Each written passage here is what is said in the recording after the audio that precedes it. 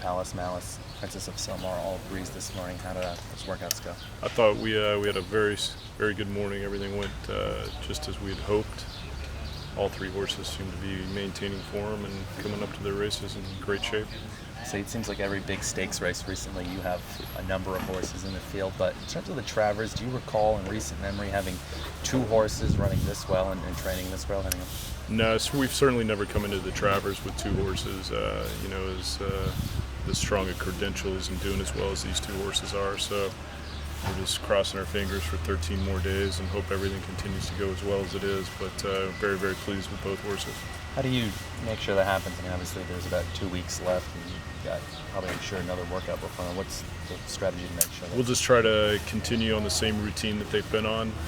Not looking to change anything. They're both doing well, with what we've been doing with them. So try not to get cute. Just try to maintain status quo and not mess with what's working.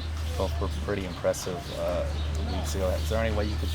Were we splitting hairs here? How do you separate these two? I think they're very hard to separate. They're both extremely talented horses that seem to be in peak form and coming off huge races.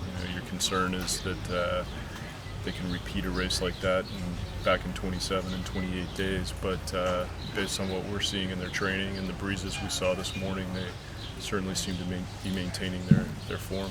Heading into the Oaks, Princess of Silmar wasn't getting quite as much respect as maybe some of the other horses. Do you think that'll change come next Saturday? I think it changed in the Oaks. I think she put any questions about her Kentucky Oaks victory to rest in there with a very strong performance. She's trained brilliantly since then. We're hoping that she can repeat that type of effort in the Alabama, but for a filly that has only lost one time since her debut, and coming off a win in the Kentucky Oaks and the coaching club, I think she's established herself as a divisional leader. So we passed the halfway point yesterday. You're in the lead in terms of wins in the trainer standings. How do you think the rest of the meet stacks up here? Well, we got a lot of big races left, so we've been blessed and fortunate to get off to a good start.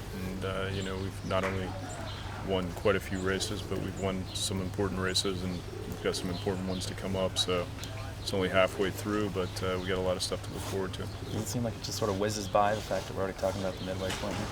Yeah, it just absolutely flies by. You got to come up for air every once in a while.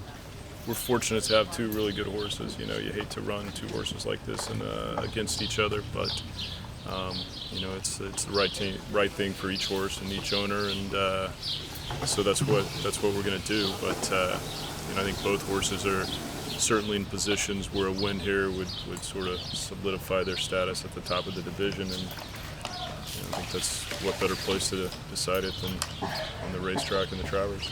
Like I said, we're not trying to do anything differently than what we've been doing. Palace Malice has been breezing well by himself, and Verrazano always goes in company, and he's a little less aggressive. So just to make sure we get a good work out of him, keep a mate with him.